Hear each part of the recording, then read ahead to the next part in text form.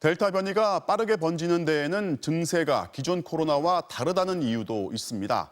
보통 맛과 냄새에 무디어진다는 증세가 유명하지만 델타 변이는 그런 증세 없이 일반 감기하고 비슷해서 알아차리기 힘들다는 건데요. 그럼 언제 의심해야 할지 박윤수 기자가 설명해 드립니다.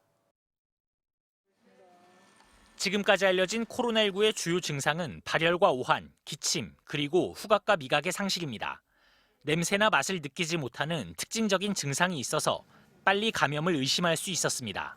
한두 번 먹을 때는 좀 간을 느끼는데 한 서너 번 먹으면 이제 맥맛이에요. 반면 델타 변이의 경우 이런 증상이 거의 나타나지 않는다는 보고가 잇따르고 있습니다.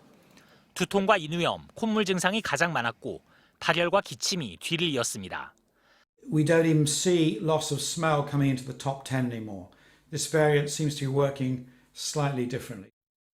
일반 감기나 냉방병 증상과 비슷하다 보니 감염돼도 코로나로 의심하지 않고 일상생활을 하다 바이러스를 전파하는 경우가 많습니다.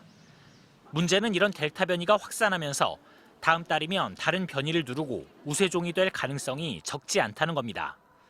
델타 변이 검출률은 일주일 만에 3배 정도 증가해 수도권의 경우 12.7%까지 상승했습니다. 기존 코로나보다 전파력이 2.7배 강한 데다 백신 접종률이 낮은 젊은 층을 중심으로 빠르게 번지고 있습니다. 전문가들은 증상만으로 델타 변이인지 단순 감기인지 구분하기 어려운 만큼 확산 속도를 늦추기 위해서는 적극적인 검사가 필수적이라고 강조했습니다. 평소에 느끼지 못했던 그런 증상들이 나타나면 확진 검사를 받자, 이게 제일 중요한 것 같습니다. 또 약간의 감기 증상이라도 있다면 코로나 음성 판정이 나오기 전까지는 다중이용시설을 이용하지 않는 게 확산을 막는 지름길이라고 강조했습니다. MBC 뉴스 박윤수입니다.